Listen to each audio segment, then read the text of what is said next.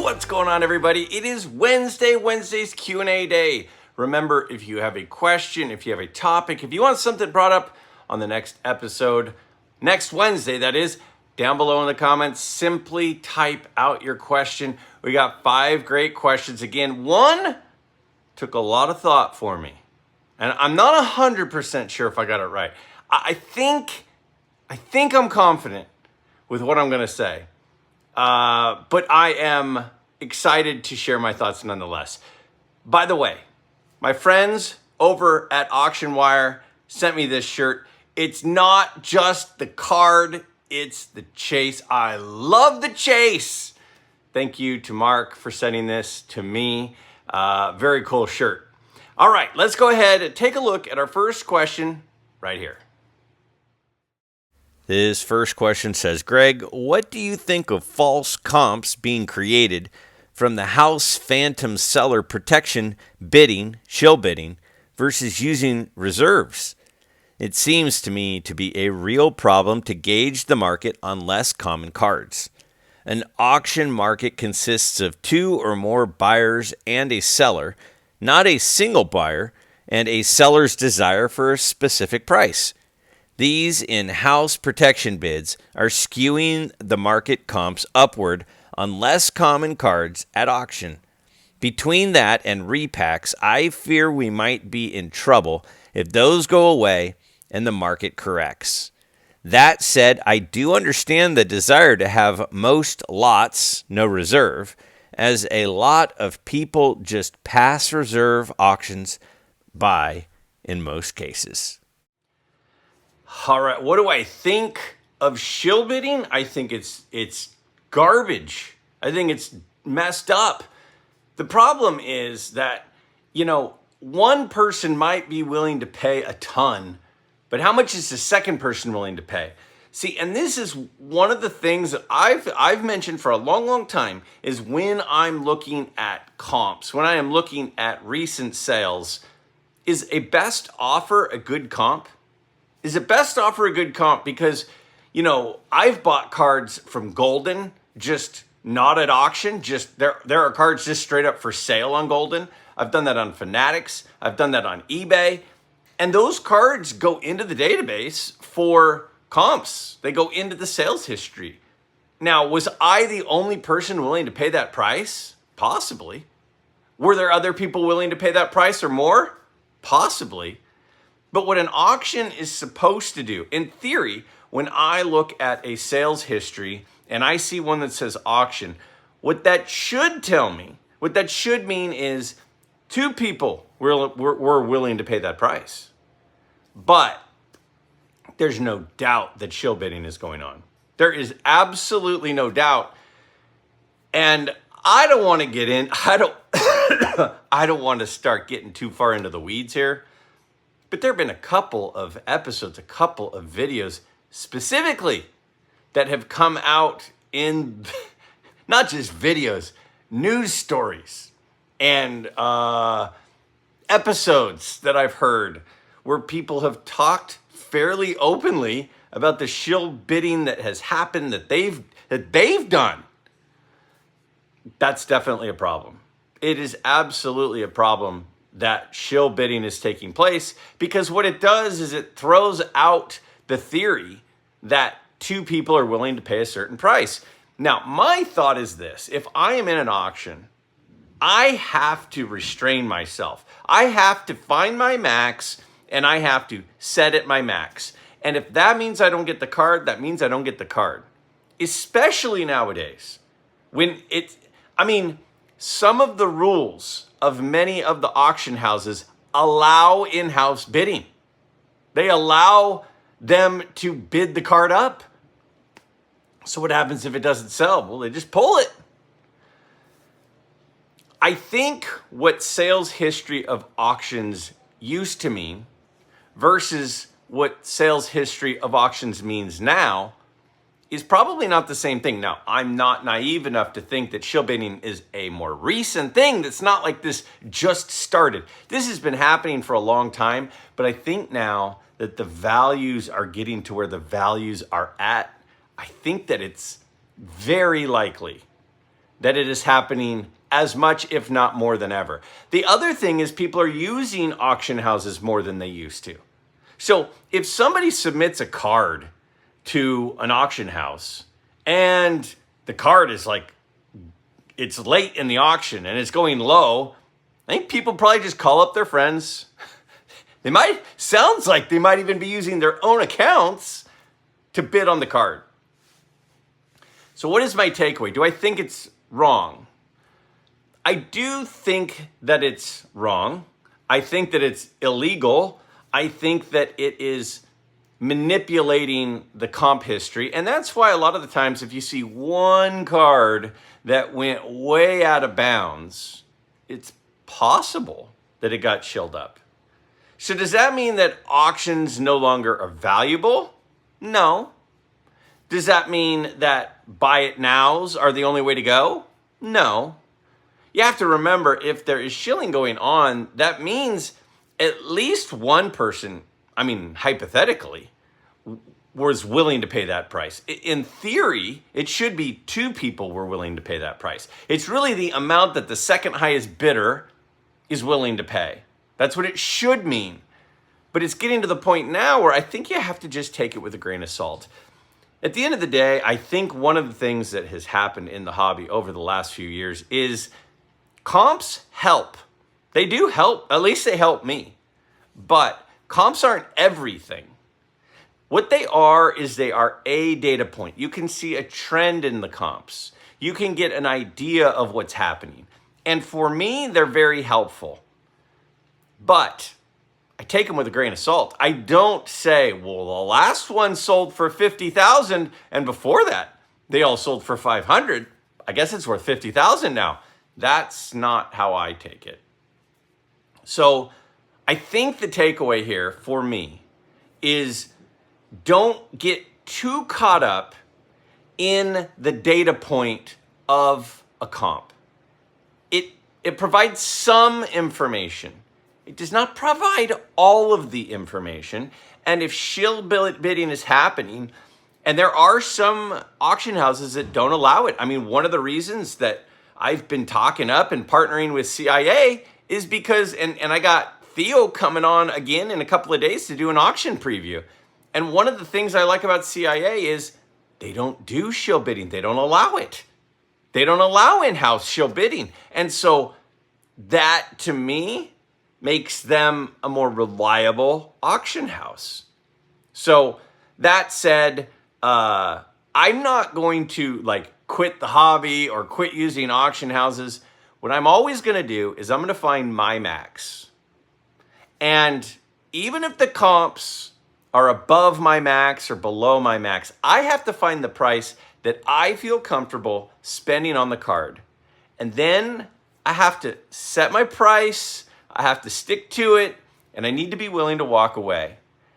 There are times that cards get shilled up and they're still a good deal. There are times that cards get shilled up and people end up overpaying. We've got to stay focused on what we think the right price is, given all the data that we have, and stick to it. And don't get caught up in the competition of the auction itself. To me, that's the biggest takeaway. But is it a problem? Absolutely. Does it make you think twice when you see certain comps and certain sales histories? 100%. But we just have to stay disciplined. We have to continue to bid within our means, and we have to not get carried away. I think that bid history still matters. I think that in most cases, there's probably not shill bidding, but does it happen occasionally? I do think it happens more than some people might think. And I also think that we have to take comps with a grain of salt and trust our gut. This one says, as for a Q&A, do you feel as a collector in the hobby that all these different refractors in a new set are a good thing? For me, I think it's a waste of time, and the different same card with different backdrop is a waste of time. I only collect Hall of Fame vintage players that I like from the 50s to the wax era, and a few players today like Judge. All right, so I talked about this a little bit on Monday. On Monday, I kind of went into, my thoughts on modern cards and parallels and refractors and numbered cards. And I think to a certain extent, they have, I think there is a cool factor to it. But I do think that some of the manufacturers and some of the lines have gotten carried away. I mean, the zebra print and tiger print and swirly ball, it's gotten a little bit nuts. I think there are some refractors that have a long tradition of being somewhat consistent and they've been around for a while. So the red refractor out of 5, I like it. The gold refractor out of 50, like it.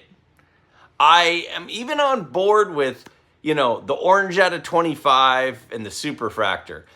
But the newer ones that they're just kind of throwing in there, that is kind of throwing everything off, I think that we've probably gotten a little bit carried away. But from the perspective of the manufacturers, they've got such high print runs. They're manufacturing so many cards that if they don't have more inserts, then when you open boxes, there won't be anything. Because if there's only 50 numbered cards or 100 number cards, and all of a sudden you don't get one, then you got a box that's just a brick. At least according to the modern hobby at this point. It feels that way. So I do see the dilemma. I think the insane number of refractors has gotten carried away. I understand why they want to continue to print because there's money to be made.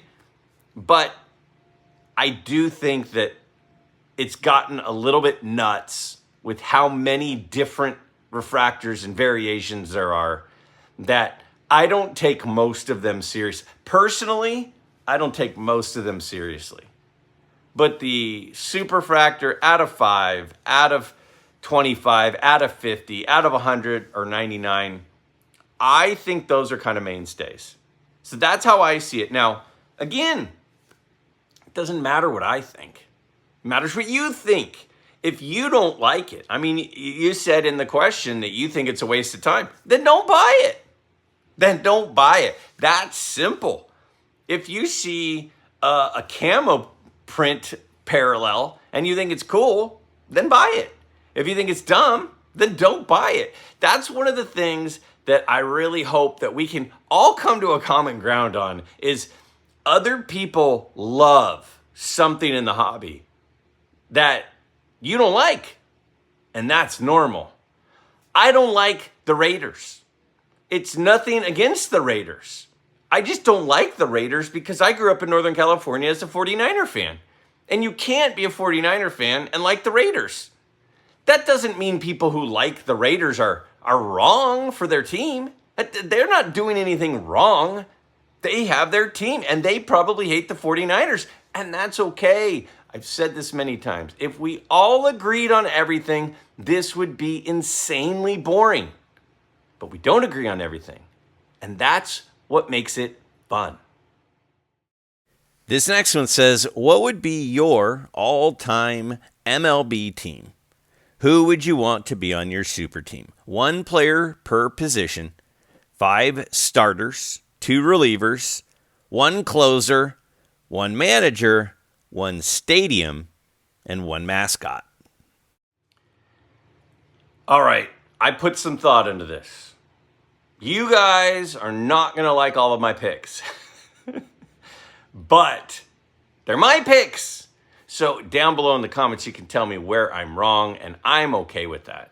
So what I'm going to do is I'm going to put up on the screen a diamond, and I'm going to have all the slots. You said I want my lineup, 5 starting pitchers, 2 relief pitchers, 1 closer, 1 manager, and 1 mascot, and 1 stadium. And I'm going to tell you, now I want to point this out right off the bat. I'm not going to say who I think the best player is at every position. That's not what the question, I don't think that's what the question, is that what the question was? I think the question was, what is your all-time MLB lineup?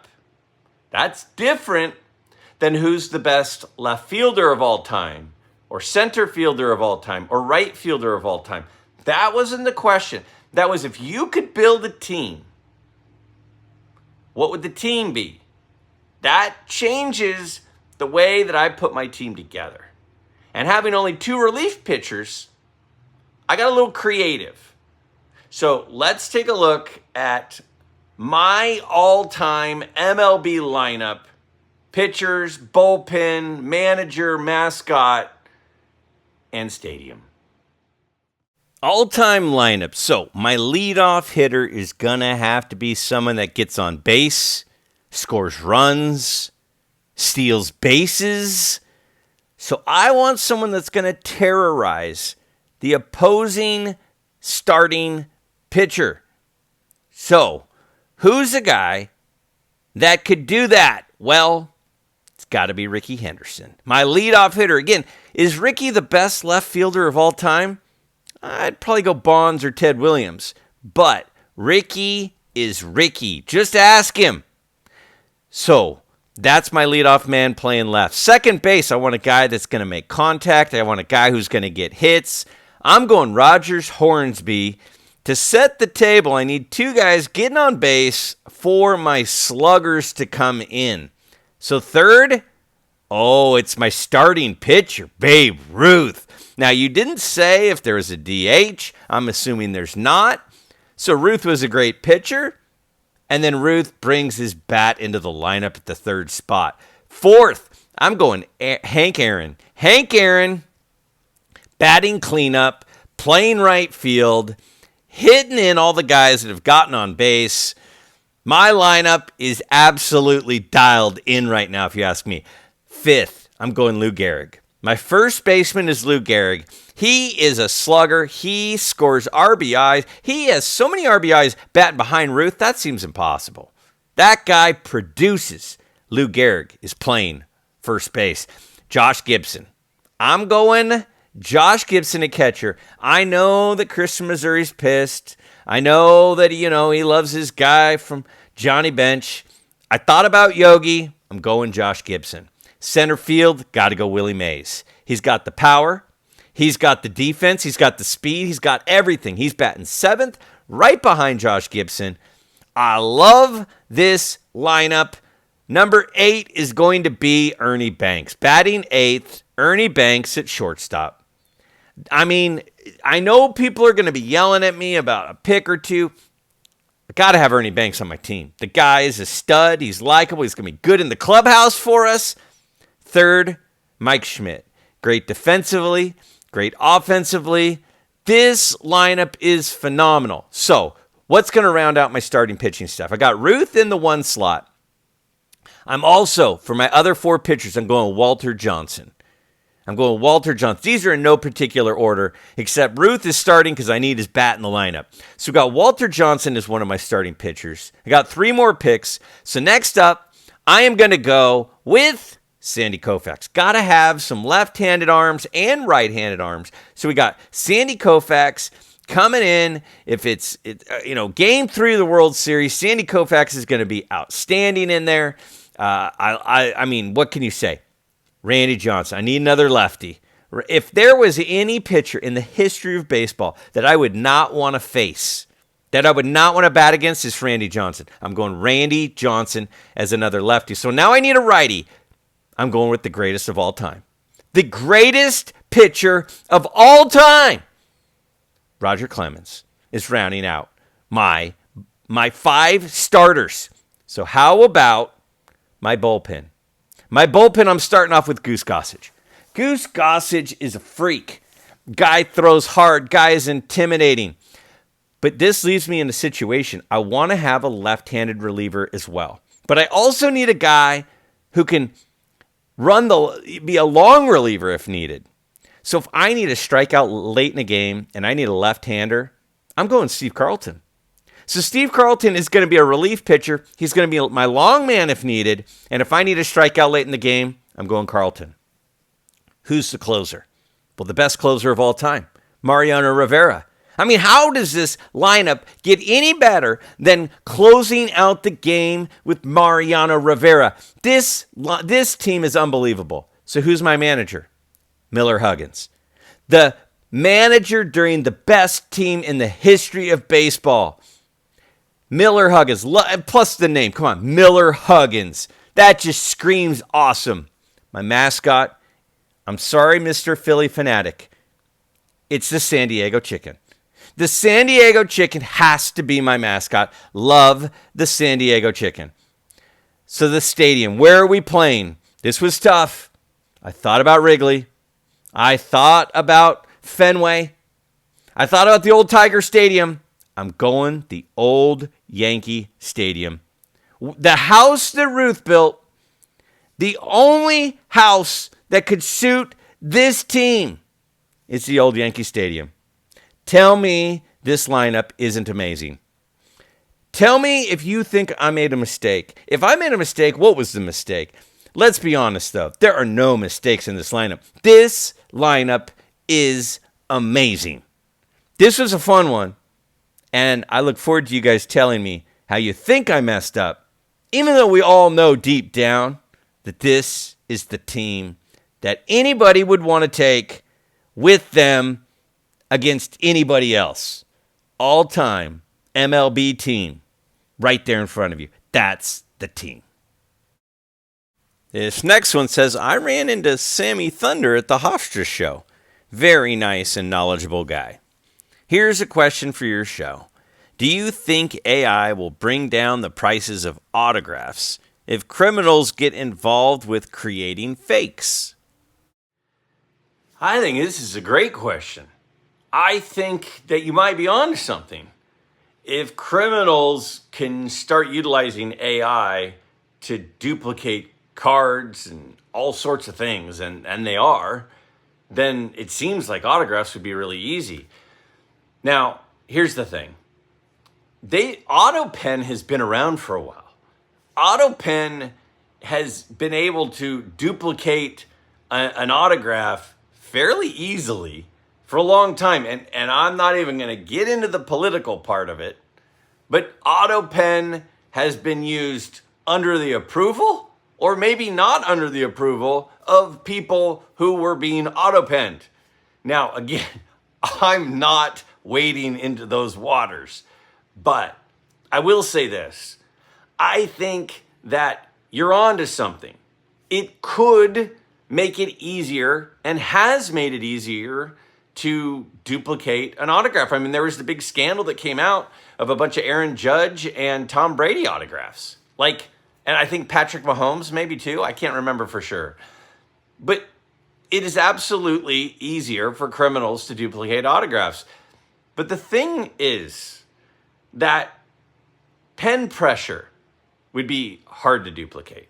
That would be much harder to duplicate than the actual design. The other thing is, if you can use AI to duplicate an autograph, I would think you could use AI to spot a fake autograph. If an auto is scanned into a database and it matches, because every autograph is, it's slightly different. It's like a fingerprint. It's slightly different. But if AI were to scan in an autograph, I would think that it could find any exact match. And if it's being auto-penned, just photo after photo after photo after photo, and it's exactly the same, I would think that though AI could maybe make it easy to duplicate an autograph, I would think AI could make it easy to catch a duplicated autograph. I mean, I'm not an AI expert by any means. I'm just throwing out there, it seems like every autograph would have a slight uniqueness and a slight amount of pen pressure and stopping points that would be fairly difficult to duplicate. And if you did duplicate it, it seems like AI would be able to spot it. So I don't know is my answer. What do I think? Because that's all this is, right? I'm not giving any answers here. I'm just throwing spaghetti at the wall and seeing what sticks. I'm just sharing my thoughts. Here's the question. What do you think? Doesn't make any of this right. I think that it's possible and likely it would make it easier to duplicate an autograph. I also think it would be easier to spot a fake autograph. And will it affect the prices? I don't know, but it's at least something to kind of keep in the back of your mind as you're making purchases, that maybe it could, but it seems like it would be difficult. But maybe it could. I don't know. I don't know. And I think maybe that's one of the things is, like Tony, my buddy, who's a big autograph collector, he likes the autographs that were plain day style because, a lot of autographs change over time. So if you're going to start duplicating autographs and you're going to use a Sharpie, you're not going to use Mickey Mantle's rookie autograph with a Sharpie because they didn't have Sharpies then. So I think there are some things that people could do to help spot some of this stuff. But it's a good question, and it's definitely something to think about. This one says, love your videos. I have a question for you. What is your take on the current news about fake PSA slabs that are showing up at shows? Jeff from Sports Card Investor recently did a video about it, and at one of the shows he was at, they caught a vendor who marked the cards as fake, but was selling them. Once the posted price came off, the buyer could sell it to the untrained person, thinking they get a deal. This is happening a lot with TCG cards, but making its way into sports cards. I believe that if fake items like these are discovered, that the vendor should be reported and barred from the show. Thoughts? I mean, it kind of is depressing to me that the last couple of questions here are about, like, criminals doing criminal behavior. But that said, this has always been a thing. It has always been a thing. I mean, as a kid in the hobby, there were fake cards going around. There were fake autographs going around. This is not new, but it has definitely gotten more sophisticated than it used to. I will say this. Now, I know that a lot of you guys don't like PSA. I respect it. I think that a lot of the heat that PSA gets, they probably deserve. Sometimes they maybe catch some heat for some stuff that might be a bit of a reach, but they deserve a lot of the heat that they get. But something that PSA has been really, really good about, is PSA has been good about continuing to add elements, making duplication, replication of their slabs more difficult. If you look at and I know people are going to be pissed because it's going to sound like I'm taking a shot at SGC. I'm just being me. I'm just telling you what I think. SGC does not have in their slabs and in their flip the same level of sophistication and difficulty to duplicate that PSA slabs have. They just don't. And PSA has been working on this for a long time. They have constantly developed different hologram stickers on the back. They've got the lighthouse, which is hard to duplicate. They've got things in the flip itself. If you look in the flip, there's different designs and things making it harder to duplicate. They've got the serial number on the front and the back and the placement. The font is very specific.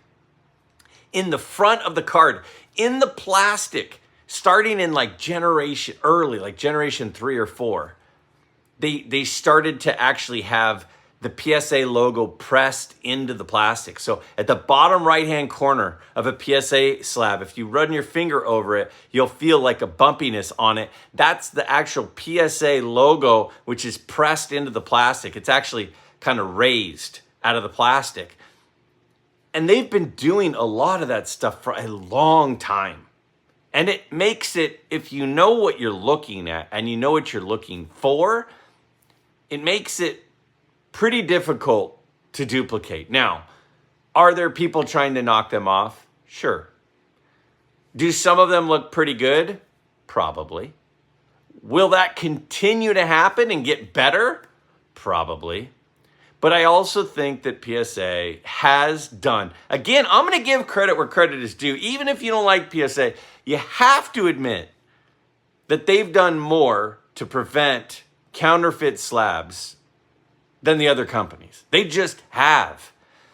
Look at an SGC slab. Look at a PSA slab. You cannot tell me they have the same level of sophistication.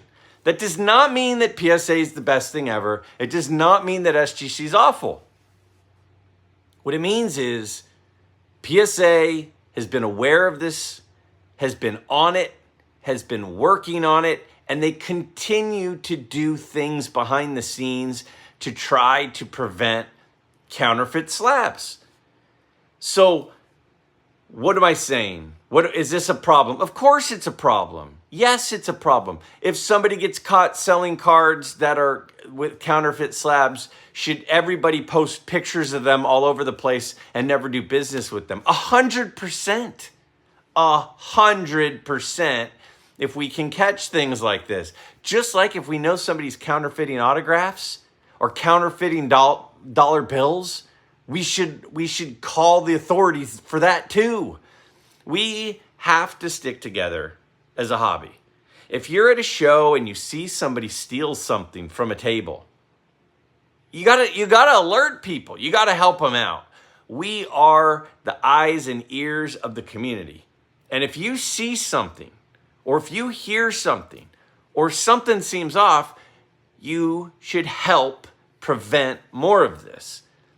If somebody is breaking into the house of your neighbor across the street, assuming you don't hate them, but even if you hated them, you probably would say, I should probably call the cops because that person isn't supposed to be climbing out of the window with their laptop and TV. You would probably do that. And you would hope that your neighbors would do that for you. As a card community, it's the same thing. There is a brotherhood in the card community. I don't care what you collect. I don't care what you like, what you don't like, what slab, what grader, what cards, modern, vintage, pre-war, post-war, what, I don't care what. There is a common bond that we all have as card collectors. And we have to look out for each other. And if you're at a show and you see somebody who has a counterfeit slab and there's a police officer there, if there's, you should take pictures of it. You should call them out. You should, with a group of people, come up and say, you guys need to destroy those, get those out of here. You tell the promoter of the show to throw them out. We have to stick together. Because if we don't stick together, we're all screwed. We are all screwed if we don't stick together. Is it a problem? Yes. Is it going to always be a problem? Yes. Will it become a harder thing to catch moving forward? Probably.